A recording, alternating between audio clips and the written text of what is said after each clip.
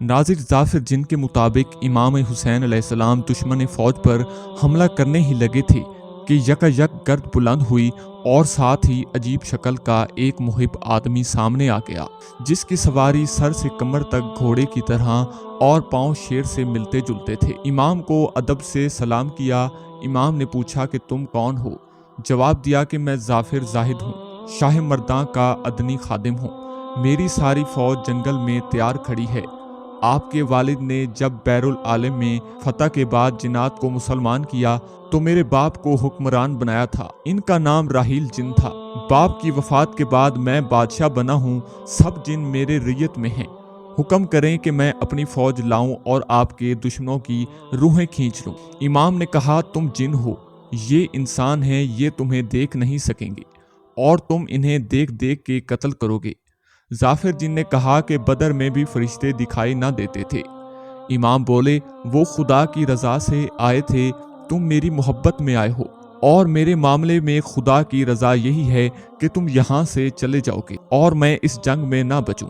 ظافر جن نے انسانوں کے روپ میں آ کر لڑنے کی پیشکش بھی کی لیکن اس کی ایک نہ چلی۔ پھر ظافر جن نے کہا کہ اجازت دیجئے اہل بیت کو حفاظت سے مدینہ پہنچا دو۔ فرمایا مقدر یہی ہے کہ میرے بعد یہ لوگ اسیر ہوں اور قید کی سختیاں اٹھائیں۔ اے ظافر تو لوٹ جا کہ اب جو حال اس میدان جنگ میں ہوگا وہ تجھ سے نہ دیکھا جائے گا۔ کچھ روایات کہتی ہیں کہ ظافر جن وہاں رک گیا اور چپ چاپ سب کچھ دیکھتا رہا۔ جو داستان زیادہ مشہور ہوئی وہ یہ کہ ظافر جن واپس گیا تو اس کی والدہ نے پوچھا کہ تم کہاں گئے تھے اور کیسے واپس آتے ہو؟ تو اس نے سارا قصہ جب اپنی ماں کو سنایا تو ماں نے فوراً حکم دیا کہ جاؤ دوڑو امام کی مدد کرو جس طرح ممکن ہو، اور پھر ظافر جن بما اہل و عیال واپس آیا لیکن اب شہادتیں ہو چکی تھیں۔ اور پھر بیان سامنے آتا ہے کہ جب میں نے حضرت کو شہید پایا تو اپنے عیال و اطفال کے ساتھ کوفہ سے شام تک اسیران کے ساتھ رہا لیکن کچھ نہ کر سکا۔